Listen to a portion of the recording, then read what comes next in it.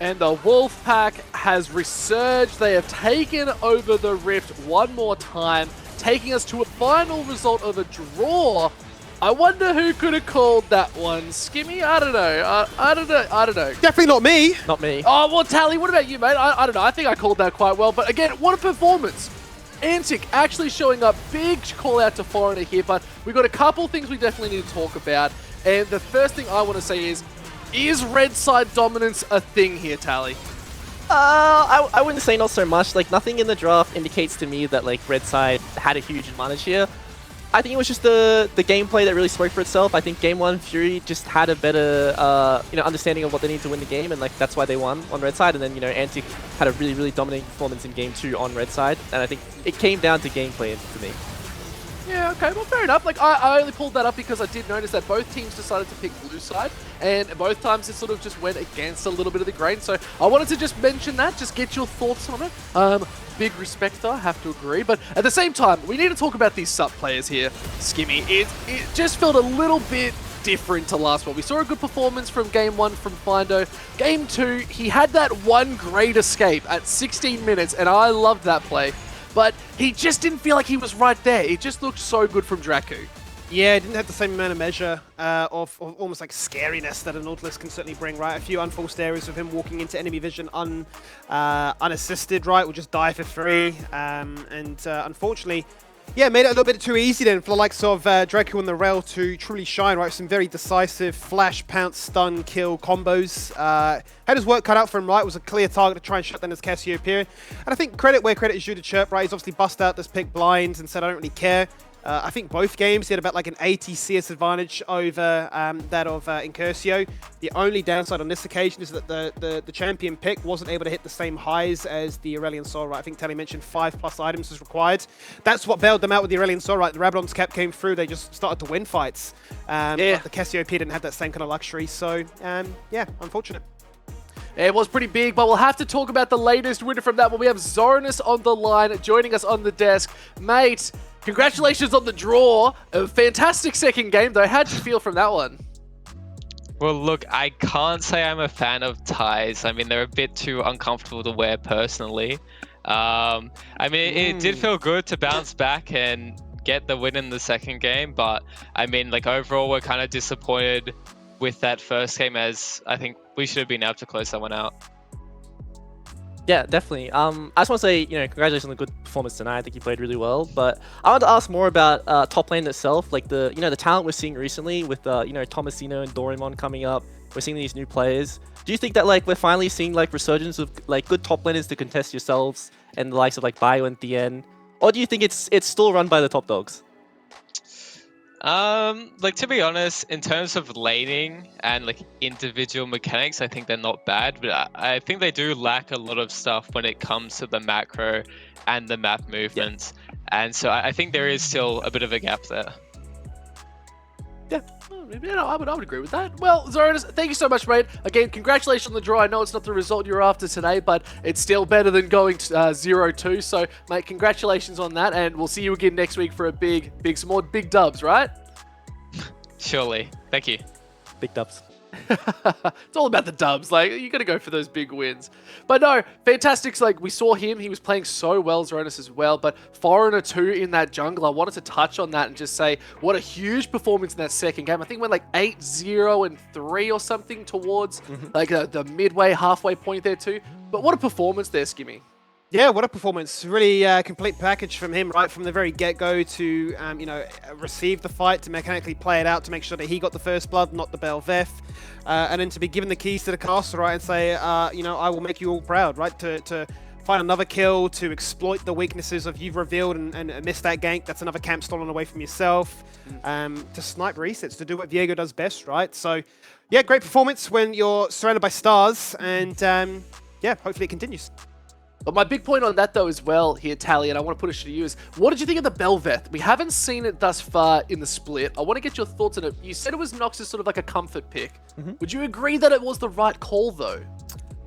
I think that when you have so much knowledge and you know, comfortability on a champion, it can always be pulled out in a certain scenario. Like we saw he went for that invade, which I assume in solo queue he's done many times. Like he's easily gonna win that 1v1 against the Viego as soon as he blows the stun and is unable to cancel the Bel'Veth E. He's gonna be very comfortable in the 1v1, but the problem with competitive is, you know, you can communicate. You can tell your teams that, like, oh, I'm susceptible to getting invaded here. Like, I need cover. And, like, we saw in Curcio move straight away. We could even see the bot lane move if they really wanted to. And, like, he's always going to fall down there, even if he gets the kill. So these kind of champs that need to snowball, like, even if we touch on stuff like Katarina mid, very hard to play in competitive because it's just so easy to deal with them when you have 5 players on comms. Yeah, I feel like it was that one early invade we saw right at the start of the game that sort of caused Nox to feel a little bit out of sorts and not getting that momentum that you need on a Bel'Veth. But talking about great walks into unknown territory, we have Findo on the call joining us, the man from the Great Escape. How are you feeling, mate? A big draw coming out. Pretty good result considering. How are you feeling after it? Good and bad. Like, I've just been dragged into an interview after a loss, so it never feels good, but honestly, like, I feel pretty good about the first game, and the second game, yeah. Bit rough. We don't talk about the second game, mate. It never happened. Yeah. Or KDA, it never I only happened played either. one game So tonight. we'll wipe that one. Yeah. Well, I sort of want to ask, obviously we made a bit of a deal about your strength of schedule up against all the heavy hitters in those initial weeks. Given that you're the only team that stuck together as the full 5, do you think it's a bit of a blessing to get that out the way so you have the easier games towards the end? Or do you prefer to sort of have that ramp-up time like you usually would, where it's, you know, all over the show and then maybe it finishes with like a heavy hitter? Yeah, I think it like goes both ways, right? Like, you obviously want to verse the teams with the fresh role swaps early in the split, like the Mammoths and the Kangas. Like, you want to get them early before their people get really proficient on the role, but at the same time, like, these top teams are a lot weaker, so it's a bit easier to get the games off than when they've put in hundreds and hundreds of games, and yeah, we haven't scrimmed as much as them kind of thing, and they just gap. Yeah, no, perfect. Oh, sounds good. Well, Findo, thank you so much, mate. We enjoyed that little wander you took in the jungle. It was sadly an unfortunate result, but I still think you played exceptionally. Always going to find you in my heart. But, mate, congratulations again, and we'll see you in the next one. Thanks, mate. Cheers, boys. Bye. Oh, man. Even after defeat, he's still got a smile on his face. He's always looking for it. You got to respect that. It's hard for that sort of stuff, right? Coming out of a loss, even at a best of 2, but still coming on just to at least say we did something good today. Yeah, absolutely, right? To salvage something, I think this is a bit of a pet peeve for some players, right? Is we always want a defined result. Best of 3s, best of 5s, obviously fantastic at establishing that. I think it can be another one of those mixed results where you walk away, say, oh, we all got a point each, but like, you don't want that participation award. You want to be like, I'm better than you, and I proved it. Not just like, I guess we're both kind of good guys. Like, no, there are levels to this. Well, talking about winners, we've got our MVP for the first series. In Tally, we had to go with Foreigner here. Played so well in that second game, 11-4-18. Walk us through this absolute monster of a man. Yeah, we just saw it on our screen. Like, this guy had an insane performance in game 2. He was able to snowball such a big lead off such like a tiny mistake in the early game from Nox. But I also want to give it to him from game 1. I think that, like, even though he didn't have the best score in the Zins out, the amount of team fight pressure he was putting out to, you know, create space for his carries was insane and very impressive coming out of him. That it's very nice to see. It's nice to see players know how to take damage as well as do damage. You know, absorbing as much damage as you can before you flash out is also a really important skill to have as a player. I think a big thing here as well, Skimmy, is I want to point out is we know Foreigner did come over from Ion, was brought over to the Antic side from last split, so they've obviously picked him up for a reason. Do you feel like Foreigner has finally like arrived in the split? I think it's definitely a good start, a good showing, much like in Curcio last week, where it was a case of proving that you deserve to be on this roster. I think the same can now be said for Foreigner too. It's almost a case of like, oh, why is Raze not getting it? Why did Draku not get it? Why are these like really established players not getting it? I think it's good to, you know, give their flowers when it happens. But look, I hope it continues. I think he's obviously a very malleable player. He can be the carry like we saw in the Viego. He can certainly, you know, assist if required. So let's see how Antic look to try and bounce back for next week. Talking about bouncing back, we're going to have to go bounce to a break so we can check out the next series for tonight. It is going to be that Direwolves vs Mammoth. We've got this pipped as a pretty big series, so guys, you're going to have to stick around. Make sure you got those channel points ready to go, and we'll see you in the next series.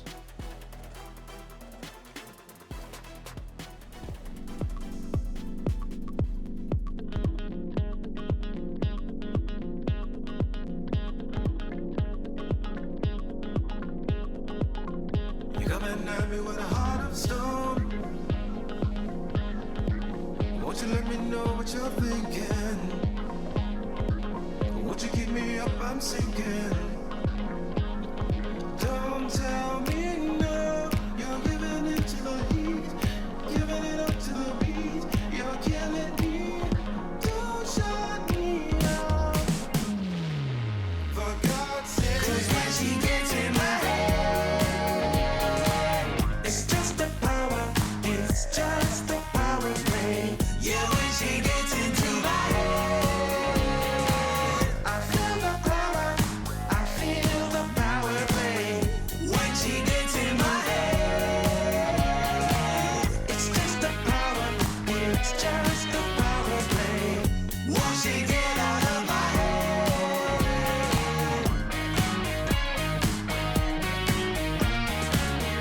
Unshackled, wasted, wishing all alone. This ocean is swirling. Just let me know what you're thinking. Your powers reaching, twisting for a love. Like some magic potion, I'm falling for your poison. I just want you to know I'm through with these head games. 'Cause when she gets in my head, it's just the power. It's just the power play. Yeah, when she gets into my head, I feel the power. I feel the power play. When she gets in my head, it's just the power. It's just the power play. Won't she get out of my head?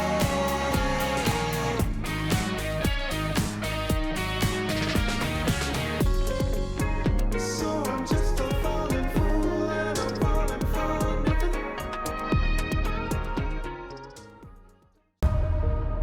Here's the reason Achilles after becomes the very forced out of the stopwatch. It's carnage. They're all charged at his command. Oh, kaboom! It's do or die.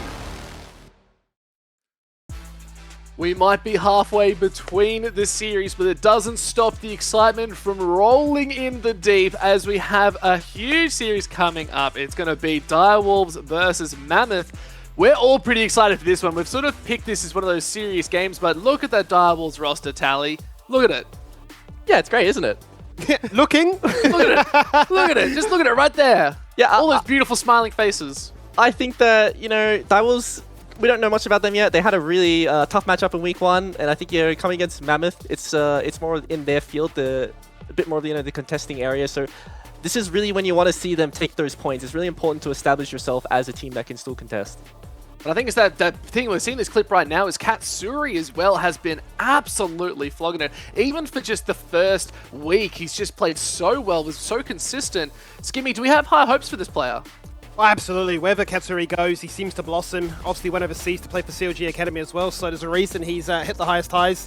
Comes back home and, yeah, looking to try and inspire another new roster. We'll obviously have to see how they fare up against Mammoth with 3 AD carries crammed into one team. Mark Lewis Prater says, you know what, I'll play mid lane. Gun Grab and Voice, at this stage, we think may be solidified in those roles, but I wouldn't be too surprised if they did flex things around later on into the split, right? The ability to showcase some of their unique pocket picks, some AP, some farming center, for instance. I'm sure everybody loves to see fasting center time and time again, but this should be an interesting one because I think both teams you look at and say, not too sure how to rank them, maybe need a little bit more time under their belt to try and find some level of form.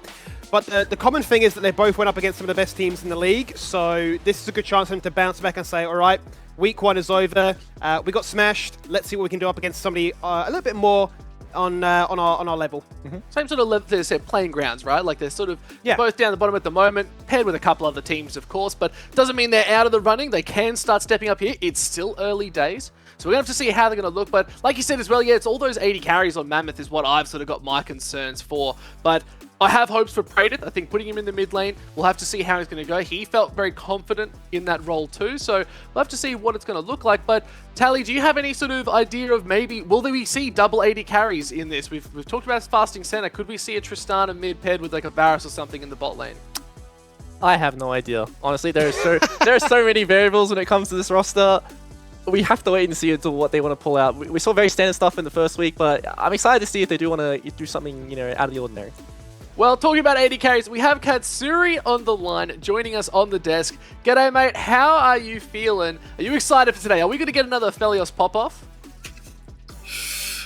But honestly, probably a lot of 80 carries in this game, so I'm assuming there's going to be a lot of 80s, 80 picks. I hope so. A lot of skill checking. I'm kind of excited. Well, mate, you looked so good last week. Like, how are you feeling going into this series against Mammoth? I'm feeling confident. I think this matchup, it should be easier because I believe like our last week's game was one of the tougher opponents. So I'm hoping this one should be a 2-0 for us. I've also practiced a lot harder this week, so I'm feeling way more confident. And I think I didn't have a bad showing first week, in my opinion. So I'm feeling confident for this one. If you've put in that work, mate, I think you're going to do bloody fantastic because we can see that you had, like you said, a great week last week. Do you have any big expectations? Is there anyone you're sort of worried about on the other side of Mammoth? I think I'm worried about... Okay, there's one player I think is like sleeper good on their team. It's like Praedith. I think not a lot of people remember that guy used to be a mid laner and he used to be a top laner. He's not auto-filled mid. He's generally just a flex player. He's like not as bad as people... Like he's not an 80 carry player. He's like he can perfectly slot into mid lane. He's everywhere. He can be everywhere. He can be anyone because that's just Praedith. But Katsuri, thank you so much, mate. We're here for you. I can't wait to see how you perform tonight. Good luck in your game and go get him. Thank you. Oh, look, he had that confidence too. But again, like I mentioned before, Praedith, that's sort of that champion, that star one that we have to be careful of. He even called him a flex player. Like, do you think that's a pretty good telling there, Skimmy? Yeah, absolutely. I mean, back in the day, he started off his career as a top laner, right? And just so happened to play 80 carry. So I think it's a case of you only see a glimpse into the competitive window from what they decide to show on stage. Obviously, playing solo queue, they may have been playing for countless years, playing every role under the sun. Much like our handsome little analyst guest over here, who's pretty much played every role under the sun as well. Just happens to have done it internationally as well as down under. So yeah, look, I mean, these players are at the highest heights for a reason. That's why they have such longevity. Well, then, Tally, do you think Katsuri's got? Do you think the confidence behind him is warranted? Like, he had a good showing. Like, do you think he's got what it takes? I would definitely feel confident after the performance that he showed in the first week, and you can also like snowball that off like your individual performance in solo queue and scrims. Like we don't know how he's really doing there, but if he's doing well, that's also another step to add onto the ladder about how confident you're feeling and just what kind of showing you expect to see from him coming in this week. Yeah, nah, I like that. Okay, but so hold on. I got a bit of a croak in my voice because we have voice on the line as well. Whoa. That was way too easy of a setup, mate. How are you going? I'm pretty good.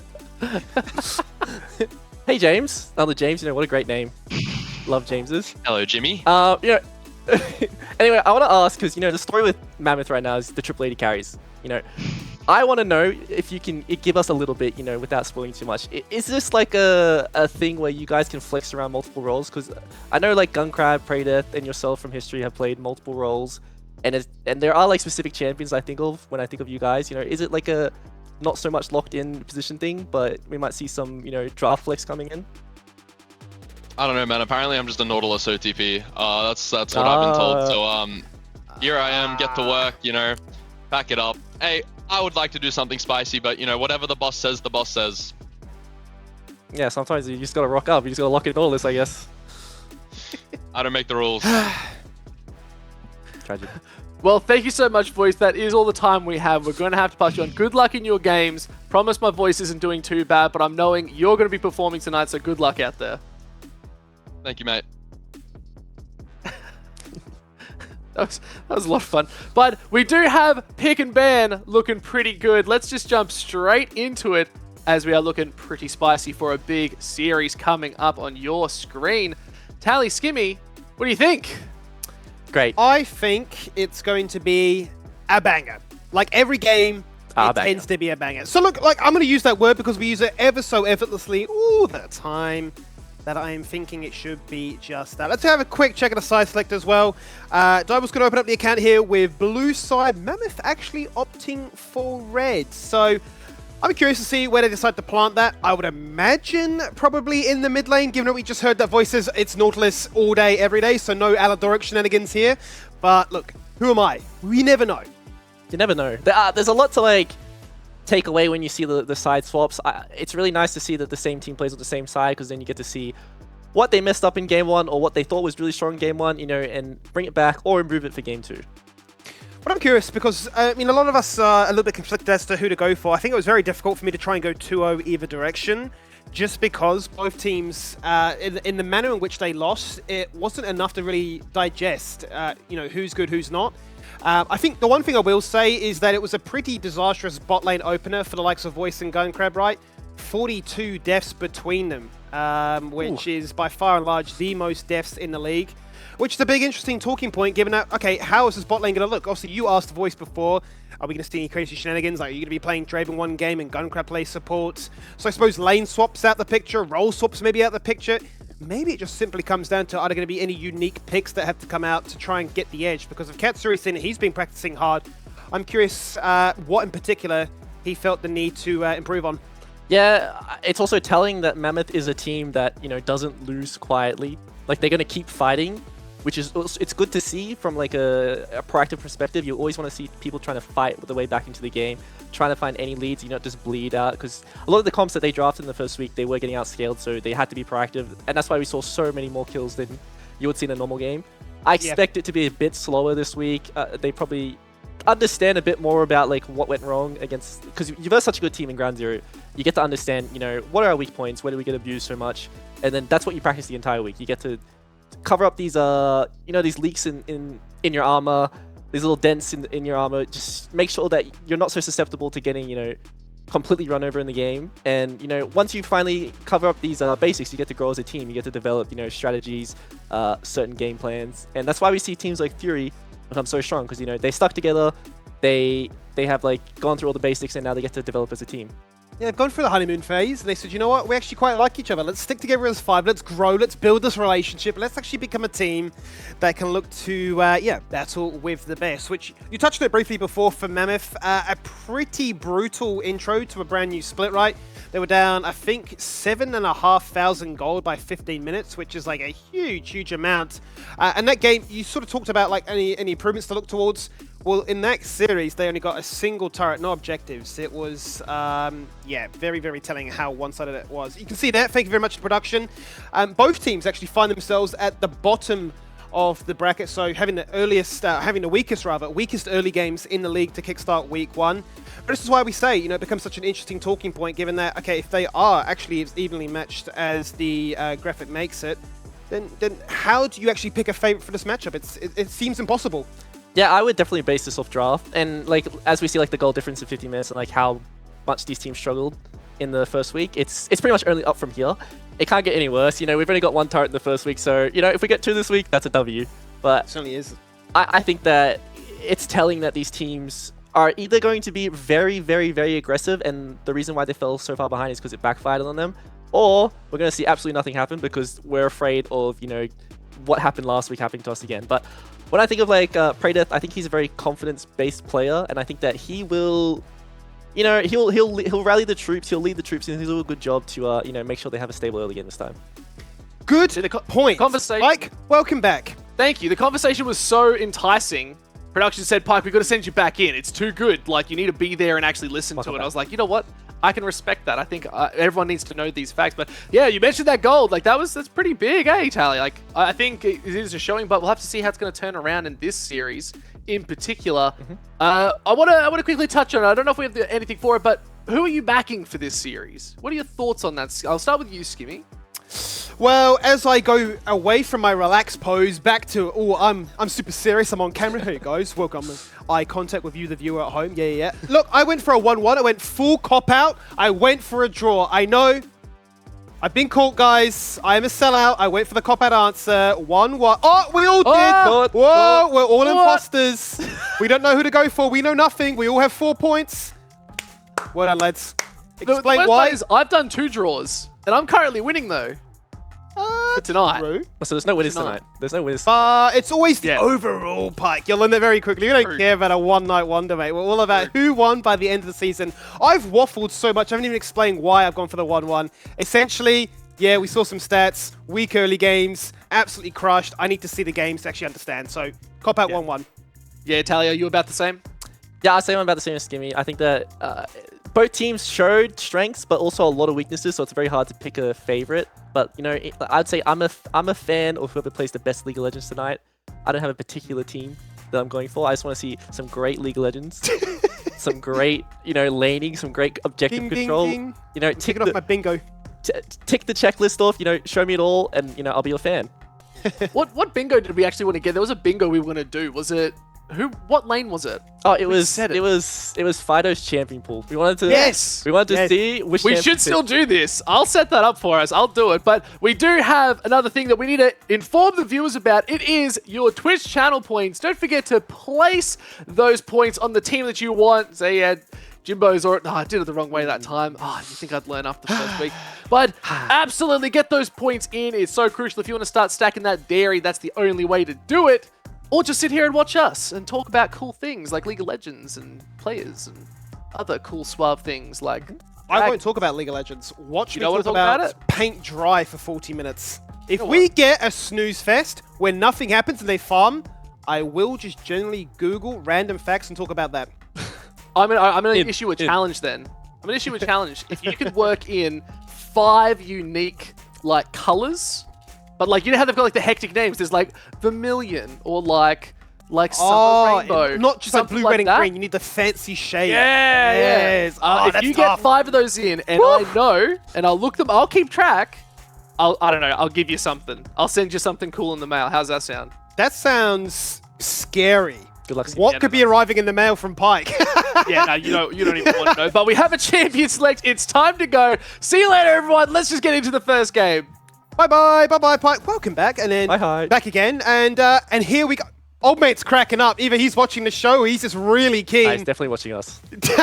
He's really keen for the game. Bit of a slow one to get into this one, guys. I appreciate you for obviously bearing with us, but this second series should not be too far away. Now, I sort of want to refocus the conversation a little bit more seriously for a second. I know it kind of sucks, but we have to. I want to talk about the fact that Mayfan is still playing top, so for all of us thinking maybe this is a week 1 thing, this looks like amongst all the role swaps happening in the league, this split, this is just another one to add to the mix. Yeah, definitely. But it's also nice to see that he's not opting into playing like traditional top laners. He's playing pseudo jungle top laners. We saw him on the Zac last week, which I think he had a pretty good job in the early game on. And straight away, like we see the Skarner, which is like this is the champ that I want to see in top lane. And I think that if it's something you worry about where someone might be a weak laner, or it might be an avenue that you can abuse, Skarner will cover that.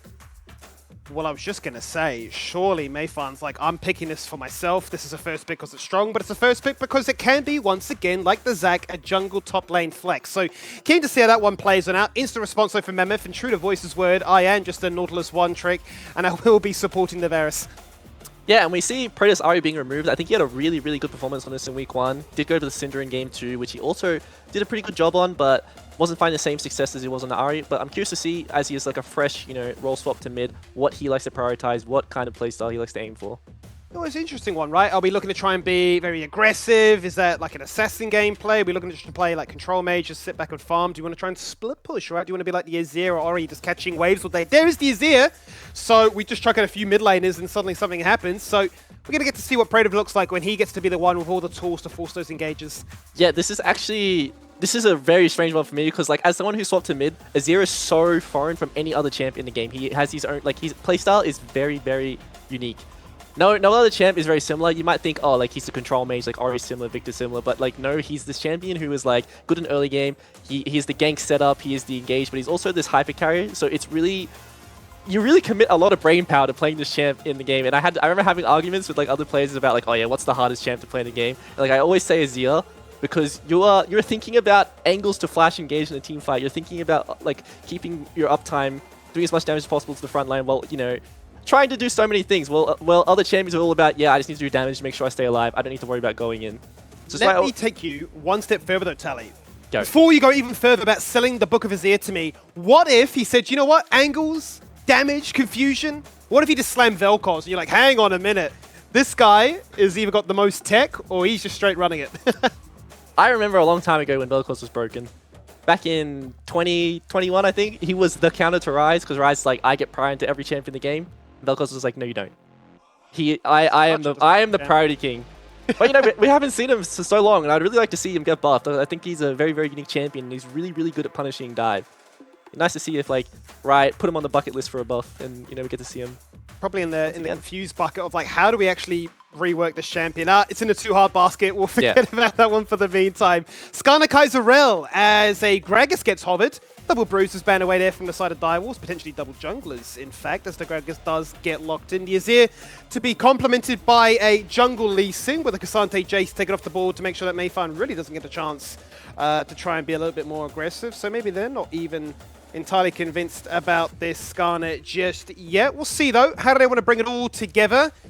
And perhaps Galio could be the option if they want to just have pure dive engage. Yeah, so we saw last week Guapi was all about pushing and roaming, just helping his team play the game as much as possible, and we see him locking the Galley, which is one of the best chances of doing that. They've just, that was decided to go for 4 bricks and a carry.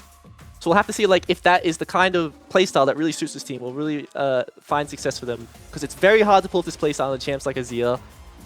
Just anything that has really good disengage, anything that's really good at just doing lots of AoE, and like a champion who really excels at that is Aatrox. But he does. Aatrox, an absolute menace, going to be able to give Reniko a chance to showcase what he's all about. Also had a bit of a brutal one into Tien, but was able to bring it back a little bit to show what they're all about. Overall, though, let's see as the shuffles begin to happen. It almost feels to me, now that you mention it, that Guapi has a few of the tendencies that you have, right? Of wanting to try and be the global monster and say, look, I'm not too upset about my own lane state. It's all about making sure the rest of the team is doing well. Yeah, it's really easy to play like this when your side laners are like the best players in the league, pretty much. Like when you have Raze and Topoon, it's very easy for me to look good by roaming. But it's much harder for Guapi because, like we saw in week 1, like his laners were really, really struggling to match up to the likes of Ground Zero, and it's really hard when you play this very, you know, sacrificial playstyle to be able to have an impact when you don't really find success in the early skirmishes because you're playing a champion who isn't going to scale as well as your opponent.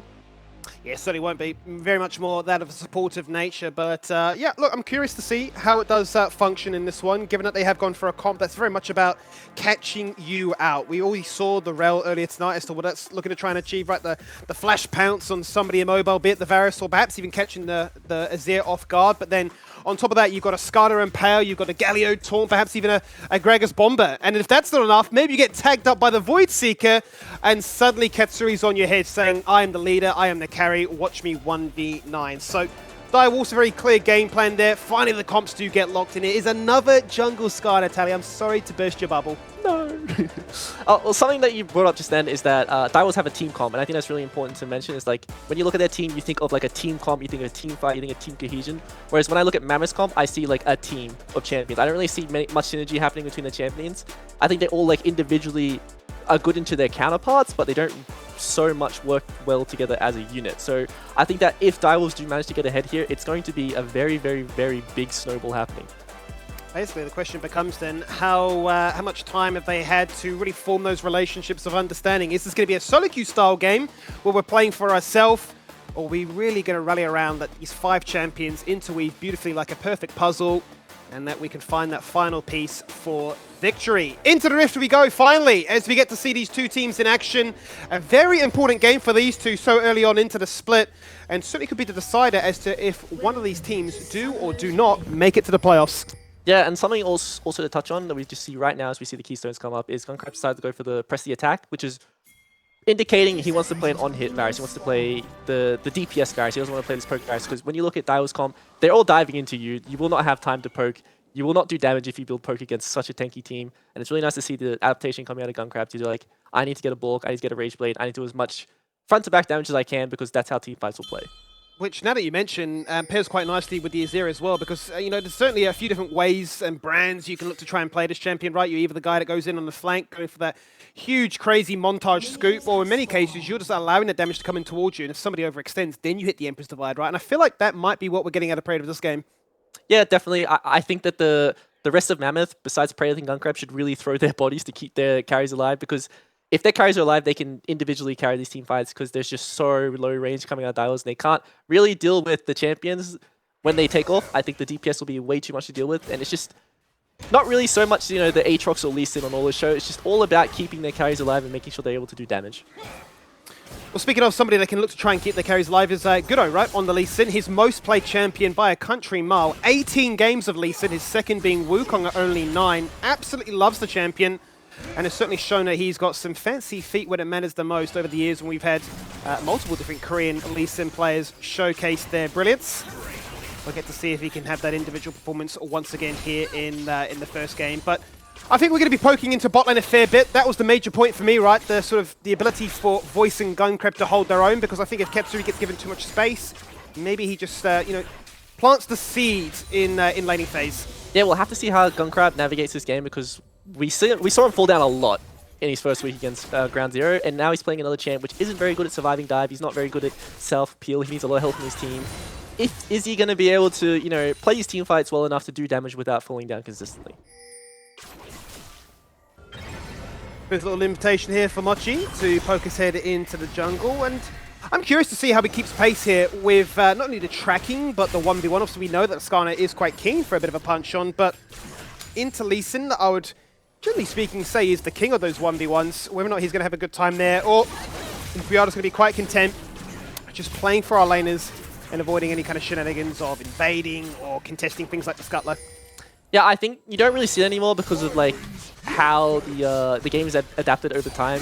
I remember back in the day you would see a lot of jungle 1v1s where people would go to crabs and fight 1v1, but now like tracking, like pathing early wards, it's very easy to know where junglers are, and if you want to avoid 1v1s, it's extremely easy to just like go on the other side of the map, trade crabs if you really have to, or just abuse priority. It's very, very seldom that you see 1v1s happen in the jungle role anymore. Yeah, a bit of a sadness, isn't it? And I suppose the big reason why you don't see as commonly the Assassin 1v1 champions as much as you may like. But either way, we are going to see Mochi deploy onto this one and say, well, I'll get the Scuttler, whilst Gudo says, I just want to go for the full clear. I want as much gold and individual power as possible, which I think does make sense. Quick check-in with some of the items then. I suppose whilst we have a bit of a lull moment. Reneko actually going to opt for a quick rush back to base to pick up the coal. Yeah, this is just like the classic cheater recall. When you have a stronger matchup, it's very easy to crash like the third wave, base, get a cull or get another longsword if you want, and just come back to lane with that extra bit of power and play to try to deny the bounce back from the wave as we see here. If he's able to in the 1v1, you know, deny the crash because he's playing the stronger matchup, it's really, really good for his matchup where Mayfan has to blow TP, but he keeps his advantage. Let's see if they can make any matters worse for this one then, because they can find themselves a little invitation to try and get a bit of an advantage. Top lane should just be a bit of sustain really from Gregis drinking the barrels and the Aatrox just life leeching away. Might just see limited moments of true fighting action, but Guapi, true to his performance last week, says, I'm not even level 6 and I'm ready to leave lane. I want to go for that grand entrance. I'm just going to rock up and say hello to Gudo and say, I got this one level advantage. It's soon to become a 3v2. You've got the health disadvantage. You just don't win this one. So with Mochi coming across, he chucks a bolt onto Gudo's head and says, this wave is crashing. It may not be the biggest, and that's why Aatrox is trying to clear it up. But in with the flash body slam, in with the first blood, and just like that, Skarner gets 2. Easy as that, Skimmy. This is the problem with playing with the bounce waves. Is you put yourself in a susceptible position because you're trading so much. You can get very low and end up getting dived, so it's really nice roam coming out of Guapi. If we paid attention to Praetor's resources as well, he was so he didn't really have access to the TP to counter that dive until he recalled. So dive was pull the trigger, go for the dive instantly, and Praetor is still caught lacking in the base. That's a really good moment for them to try and strike and find their moment of, yeah, you aren't able to respond to this play, so you will just simply go down for it. Guapi starts off initially and just walks in and says, yeah, this is happening. Yeah, it's pretty much as easy as this. When they find the chunk onto Gudo, it's just very easy to find like the double kill. They have so much AoE coming out of both Galio and Gragas. It's just a very, very easy kill. This is like how the most Galio matchups work in the early game is he will find priority, and as the mage counterpart, use your TP to counteract his dive or side lane play while trying to, you know, absorb as much CS as possible, because you never want to follow Galio roams as the mage. Like, you don't have the same combat power in the early game as he does, and you don't want to, you know, slow down your scaling at any point, because if Galley gets ahead while you're behind, it's extremely hard to play. Yeah, at that point, right, the map is just not safe anymore. Anywhere you go, there's just somebody there to answer back and force a numbers disadvantage. And I wonder, much like we talk about Chirp having a unique pick every single game, the same could be said then for Guapi, right? Starts off with a Talia, goes into the Pantheon, now on the Galio. Are we just going to get the encyclopedia of other global champions, right? Are we going to see, like, next week, just that rise into Twisted Fate, perhaps, as we look at the bot lane? Shinky goes in, a little bit of damage onto Voice, pops the Ignite, both supports are bleeding, and both AD carries are concerned. Should we go for it, or should we not? Level 6 is just across the horizon, and members are rotating towards the bot lane to see if anything else is to happen. This makes it a little bit awkward towards that Dragon with, you know, who actually goes for the reset. Yeah, I would definitely favor these kind of positions for Direwolves, because they always want to have volatile side lanes, just so, because Gallia's going to have that priority and be able to roam, use the grand entrance and like find these little revenues to snowball in the early game, whereas like Azir just wants to plant in mid lane and just hope nothing happens until he gets his first item, gets more levels into his W, and is able to just deny Gallia from getting priority anymore. Yeah, at that point, right, you're basically saying, well, there will be a cost if you leave this lane. You will just lose, you know, a turret or a good few amount of minions. Biding their time is Mochi, and in says Shinky, I want to make matters happen. Oh, Voice! Oh, so close! It looked like for a second there with a flash panic, hook away to safety. It may have just been enough, but unfortunately it was not the case, and Katsuri is the one gifted the kill. Yeah, Voice just falls down as collateral there. We see the engage go on to Gunkrab, but the stun did hit both of them, so Voice just can't do anything when you CC for that long, and he was sitting on pretty low health, which is an easy secure for the Direwolves bot lane. It certainly is. A really good start then for the Direwolves to make sure that their key carries are online and that the Skarner can be an absolute titan. I mean, are there any concerns in this game for the Skarner really getting kited at? Because I think there's much to the point of what you mentioned. It's a case of these other bruisers throwing the body on the line to afford the space in which Nazir and Varus can operate. Not so much he should worry about getting kited this game, because I think there's way too much lockdown coming out of Direwolves. The problem with Skarner is like, he doesn't want to go on by himself because he doesn't really have friends to go with him, but this time like he has everyone to back him up this game. He has champions who can come from multiple angles. I think if he does go in with the Burrow and trades that for Nazir ult, like he's really happy with that. And if he does, you know, manage to get the ult off because it can't be cancelled, like he's happy to like take someone out with him as he gets scooped. Certainly is a very valiant 1-for-1 to say the least. Let's see what's happening top lane, because that may be the shortest trip that a Galio will take, but is it a worthwhile one? Because across the wall goes Reneko, and he's running out of options very fast. His HP is dwindling. It is going to fall on down. At what point does Mochi say somebody else getting on the action? He's got 3 to his name now. Cross map, the worst possible answer is that Direwolves are winning on 2 separate occasions, and Mammoth are yet to find a kill. Yeah, a bit of anti-synergy there coming out of Dials with the cask and the Grand Entrance, but they still find the kill, so they got the result they wanted. The 2v2 though is surprising. I think that Dials bot lane is doing a really, really good job in this 2v2. I say it's favorable to them in the fight, but I'm surprised that Mammoth is still like positioning aggressively when they've fallen so far behind already. Well, this will be the first invitation for Godo to try and really answer back straight in with the Dragon's Rage to say, Shinky, your time is up. Stayed around just a little bit too long, and I'm going to make sure that our bot lane can salvage something before this Kaiser runs away with things. 2-0 so far. The very fed Skarner jungle goes for a bit of invading. Why not? Has just picked up those 3 Void Grubs. So the response from Mammoth is we need at least something. First blood into, or our first kill rather, into our first dragon. Yeah, this is a nice like pickup for them. They could have done this earlier. We'll have to see if Katsuri does get hit by the hook. He does have access to the ult. He does have access to the ult, but he holds it for the meantime. Doesn't have any summoners to use, and he's just going to take a fair bit of damage. Actually, answers back underneath the turret with a killer instinct to say, oh, he's just out of range. He's just out of range. Look at their health bars. I think just out of range for the voice kill, and then he watches as Gunkrab just gets away. Just Shinky rocket up and saying, there's an ignite, go away. Yeah, and they get the 1-for-1 in the end. All smiles coming out of Katsuri there, so he's not too upset with that. Both AD carries pick up their first item, so they're sitting on pretty, you know, comfy item spikes here, sitting on the same power. I'll have to see, you know, if Mammoth want to play practically around bot lane anymore, because it's very hard to, like, you know, snowball a lead when you're dealing with this guy in the mid lane. He constantly has priorities, constantly going to have first move to these side lanes. It's just always something you have to worry about in the back of your head. It certainly is, because for the 10 assist advantage that Praetor has, it doesn't really equate to the same amount of gold that Guapi has for the 3 assists, right? So he's quite happy just to cue the wave and say, all right, guys, where can I rotate towards? Either with ultimate or without. And as I said it, he's already beelining straight to top lane. It's all going to be marked by vision.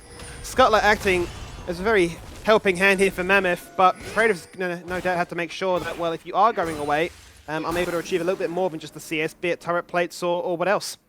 Yeah, but we're going to have to call out Boris probably because Guppy's decided to go for the heal cup as a first island in Galio, which I think is probably extremely strange, I would say the least. I think it's really important to get access to your Shurelias because you need to have this, the extra bit of movement, the extra bit of early game pressure on Galio. We've also seen the build where, you go full AP and you play for that one-shot like bomber combo. They can have the double bomber with Gragas going on, but I have to see what he wants to aim for in this build here. Well, we're going to say the famous words of let him cook. We'll see if it's a burnt down kitchen or if it's an absolute 5-course feast. Because with the Dark Seal, as you say, is the Orb. And look, he wants us to be support. Just going for a different support item rush. We'll give him the benefit of the doubt. We'll see what Mochi's up to because he's the most fed in the game so far. He's able to make sure that wherever he goes, fights are to be found. And he won. May, in fact, now take place here. One of the advantage in towards the Lee Sin. Instantly goes for the Impale, but then Gudo says, yeah, that's enough of that. Safeguards away, and off you go. That interaction is so unfair, Skimmy. Like, for some reason, like, if you're on the other side of Skarmo when he just, picks you up, throws you over his shoulder, and just pushes you back anyway. And there's no way to outplay that. As we just see the game coming in the bot lane. No flash on Gun Grab yet. Bit of a weird moment there, actually, as everything's being thrown towards Shinky to make sure that this rail cannot find that perfect engage. Does still find the stun, but far too close to the tower now.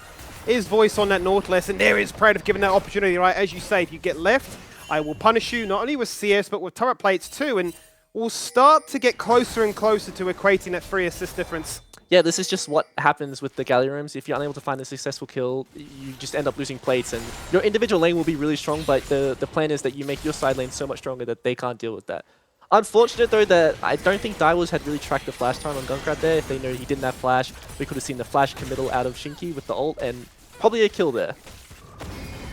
Let's see if there's still a kill on the tables right now as Gunkrab actually sneaks that one away, saying thank you very much for the leash, but bleeding turret plates in the spot lane. The spot lane has been pretty rough for them, despite them keeping pace with the same CS as the Katsuri show. As Mochi jumps in and says, I'm looking at you once again, Gudo. Let's see if we can get a kill on you this time, as there is the Impale. Suppressed and no chance to safeguard the safety this time, as he is down for 20 seconds. No objective to take on this side of the map, but the Void Grabs have just spawned. Yes, that's the problem with Skarn, is when he gets on top of you, it's so hard to deal with. Even if Gudo did decide to kick him there, it's really easy to buffer the ult and just drag him with you towards the end. So it's just really nice pick from Daiwos, abusing the bot lane priority there and finding a kill.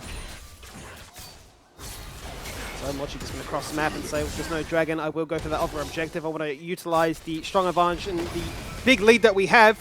If they were to get all 6, maybe not the best comp to try and utilize it with, but would certainly be helpful in denying that from Mammoth, because they would have found infinite value with that of an Azir as well as a Varus. With an easy avenue for them to leave lanes. Yeah, no issue for Guapi to assist. Gudo, though, is going to poke his head into the lane.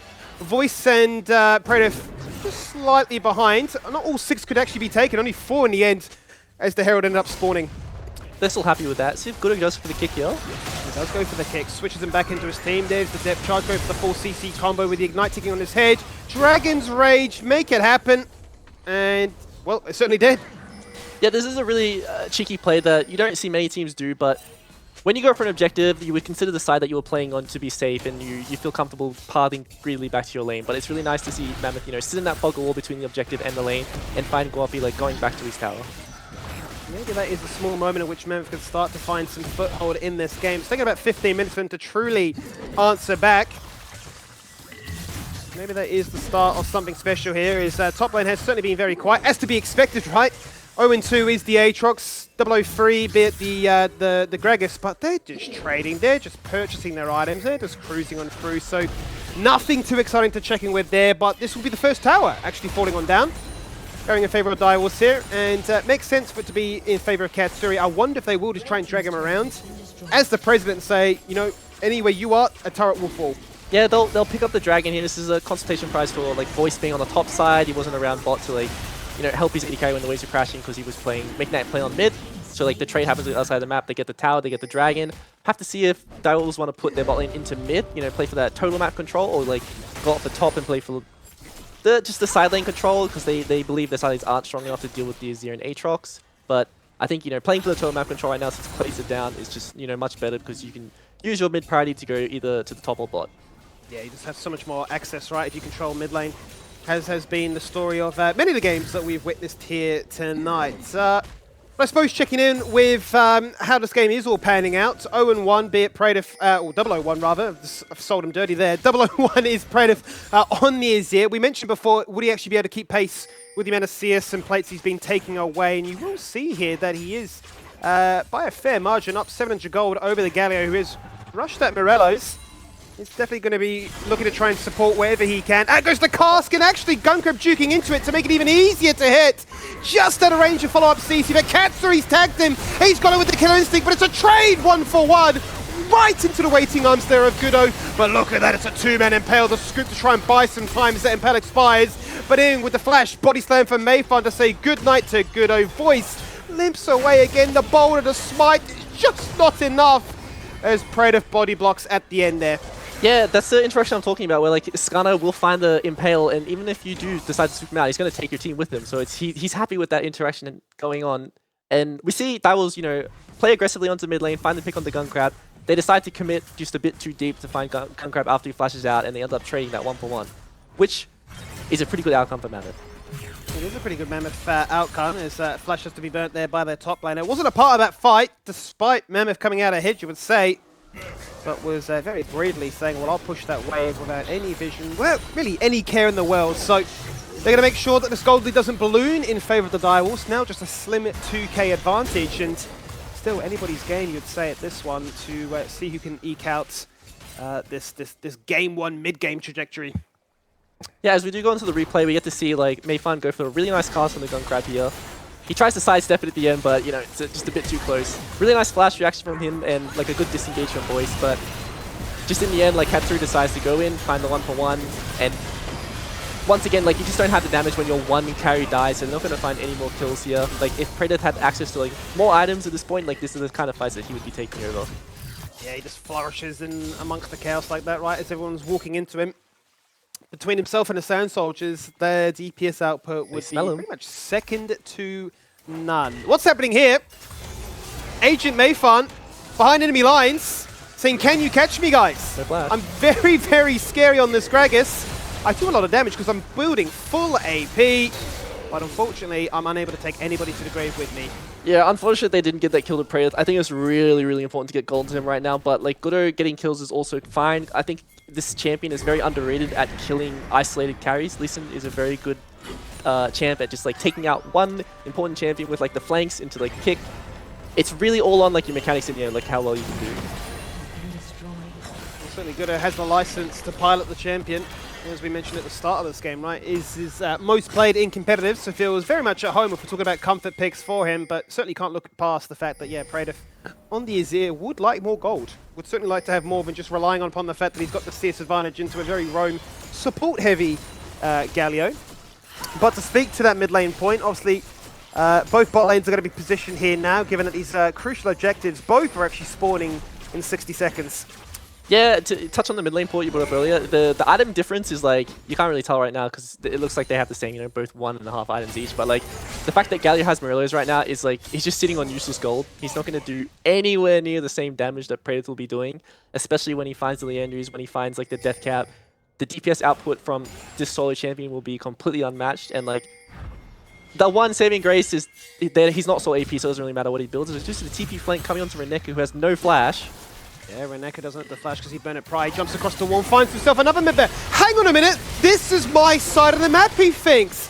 And he's been collapsed on by the entirety of Direwolves. And, well, quite honestly, can you blame him? You'd think you'd be safe there too. Yeah, but honestly, this isn't a bad outcome for Mammoth. Like, Praetor is getting free time with the turret. That's extra gold. He's going to get another wave crash. And I don't even think Direwolves will be able to take this in the turret on bot. If they react correctly, they can probably hold both. We'll have to see if they do want to go for a dive here, though. Guapi has flash.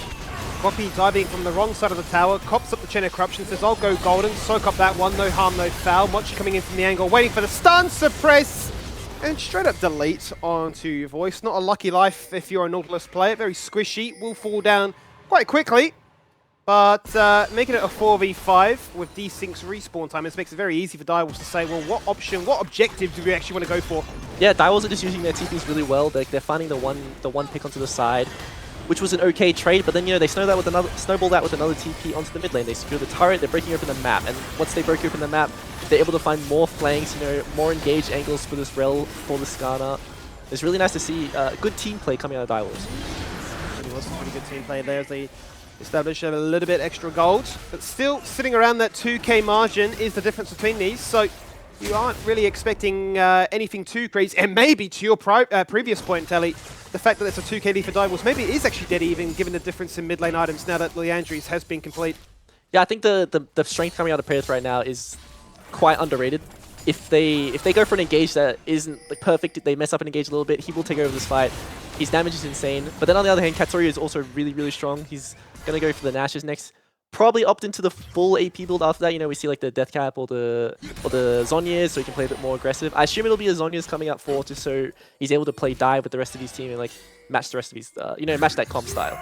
Yeah, it was the same for that replay we saw before, right? As soon as he died, the DPS went to 0, so he needs to make sure that he can play the kit to its fullest, but still survive at the end. We're talking because we're just watching two bruisers fighting, and you weren't expecting too much to happen there. In the end, Guapi says, all right, you caught me, I'll flash, whatever.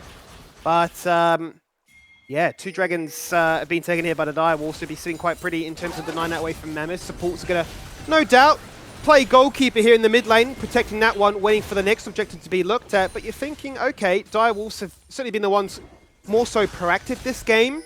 Yeah. But, can Mochi still sustain that? Yeah.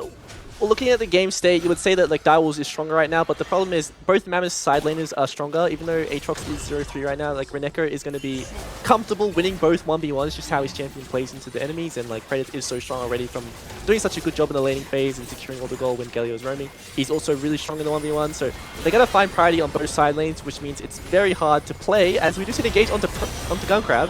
Yeah, it is onto Gunkrab, right across the wall. Oh, there's just no escaping that. You can hit Flash, you can hit Cleanse. They are dead buttons, my friend. Unfortunately for you, you are dead and gone. Shinky jumps in. Magnet Storm expires. Empress Divide pushes them away, and Predator is out of that fight. Down to 50% HP. He wants none of it. Voice is forced to be the one that is the lamb to slaughter. The lonely little support with no goal to the name is going to be the one to fall on down. Yeah, this is the problem with Skarner. No one really respects him. They don't understand his angles of the engage he has. Like, Gunkrab has access to both summons there, but decides to hold them both. I understand after he gets engaged on, I believe, like, he's dead. There's no way getting out there, but you need to respect the Skarner E initially and play to survive. Well, Mammoth trying to wrestle back some control of this river so they can actually look to contest or at least steal this Baron. Not to be the case. Direwolves did a good enough job there of zoning both Gudo and Renekko out, and now they're forced to try and run away, but that's them going in for a Mayfun combo. He's on one with this Greg, I have to tell you what. He knows what he's doing. The body slam into two, the knockback afterwards, and the isolated picking apart here of Mammoth. One by one, they fall on down like flies. Gunkrab walks in. I'm not sure about that one, mate. You've hit double summoners, and do you survive? Mochi is looking at the tower and laughing. He might just die for the cause, and that he certainly does. The fight still continues though, as Voice now next on the chopping block, and the entirety of Mammoth have been aced, but in one-by-one fashion. Yeah, I mean, you guys are like Mammoth. Your carries are strong, but you can't deal with this much dive. You're all isolated. These aren't the fights you want to be looking for. It's really, really hard to deal with so much dive when you don't have both your carries in their position. You don't have your front line there to create some space for you. And these are the kind of scenarios where Direwolves comp of low damage but an insane amount of CC will always strive. Like Katsuri had so much uptime there, as like we can see in the replay.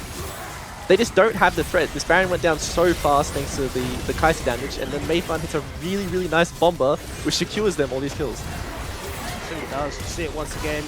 Beautiful splitting apart of the team, and from that point on, which just becomes panic, right? You can see Predator frantically summoning his turret, thinking that'll be enough of deterrence. It's just simply not, because they're all so disjointed. And I tell you what, this may just be the major turning point in this game, because the 2k lead now balloons into 7k. That in part to the Baron being picked up out of the replay into the action, with Katsuri getting himself his 6th kill of the game. And looking at Predator, that must just be waiting for cooldowns for him to shuffle across the wall. It's just not going to happen. Double for Kai'Sa. Kai'Sa locked inside the Baron pit, fighting his way out of trouble. They're going to find a third one, now looking towards Voice. And Direwolves are just showing up big time. Yeah, this is what we talked about. Mammoth don't like losing quietly. They're always going to be proactive, even if they do find themselves in a position where they cannot scale. That's not what they like as a team. They like to fight. They like to always try to abuse, these missteps coming out of the enemy team. But unfortunately, it's just way too hard to get on top of Katsuri here. He's playing insanely well. He's so fed on the Kai'Sa, and he's got access to all the peel coming out of Guapi, all the peel coming out of the rest of his team. He's sitting pretty. His entire team, all these tanks, only a single death to their name. They've been soaking up the world and more, and dying for the cause. and certainly have been allowing Katsuri to be the star of the show. But I say that, you look at Mochi from the very onset here, shown that Skarner is a pick that we'll be seeing more and more. Yet to get it in top lane, we hold with bated breath, but is linking up beautifully with Guapi, who's gone for this quirky support mid lane build. But look, to be frank, he's making it work. Yeah, like, it's just nice to see the collapse coming out of Katsuri. Like, he's using his mid priority and collapsing on the side. This is one of the things you don't really see is when teams get called out, there's a reason they're overextending. It's because my team can rotate first. Like, I'm in a position where, like, I can play a bit on the edge because I know my backup will come first. And that's what we see here. We see the backup in Katsuri coming in is cleaning up this fight extremely easily. Yeah, it's just that trust, almost like a tag team wrestling, right? We're low enough, we've gone out the ring, you come in, take over the position, and none of those kills can be completed. The soaking has been done beautifully. 26 minutes in then, and another dragon has been taken. Direwolf's now sitting on dragon points, but level 16 starting to be found across the board here for them at the same time. Pretty big divide then in terms of matching that into Mammoth, who are sorely behind in that regard. 10k lead now is the deficit, and they're even struggling to leave their base. Yeah, I think also you brought it up earlier, like Mochi's just having this very quiet, solid performance. Like I think the Skarner quietly scaling throughout the week. So we saw in the first week, you know, it was alright, it wasn't the best, but now we're seeing like these back-to-back like monster performances coming out of Skarners. This champ is a problem, and I think it's one that teams need to pay more attention to. Certainly do. If it gets lit through the draft, it certainly seems to be a champion that can punish, unless the draft conditions are matched, to make sure that it does not have a fun time. 2 inhibitors lost inside the base of Mammoth right now, a third now being assaulted as the depth charge knocks up 3 members, and Mammoth look to try and put up a bit of a valiant effort to defend their base for whatever remains. Mochi jumps in, he's surrounded by 4 members, gets kicked apart and dies before there's any protection or peel to be found. But that means that Katsuri can jump into the backline, find 2, assist with a 3rd, make it 4, and then look for the clean sweep ace. That's what they do, Tally. They do it inside the base, triple inhibitors, and the game signed and sealed. Yeah, that just goes to show how tanky the Direwolves team is there. Predator just had almost 100% uptime on his soldiers there. He had max Conqueror stacks, doing as much damage as he can. But I don't see the health bars moving at all. All I see is Katsuri diving in and just taking out Gunkrab in an isolated fight, and just pretty much demolishing this game solo. Really nicely from Direwolves, really good performance from them. How will Mammoth bounce back? How will they answer this playstyle coming out of Direwolves? That is the question that really springs to mind for me, right? 28 minutes, 27 kills. They were on pace, they were being aggressive. Mammoth were entertaining it, but unfortunately they were unable to dig themselves out of quicksand. They found a pretty dire situation, to be frank, and they're going to have to try and bounce back in this one because, well, we did mention at the top of this one, this could be a very decisive series in determining who makes it into that top 6 for playoffs. Direwolves at the break, currently leading. We'll see you right after this break.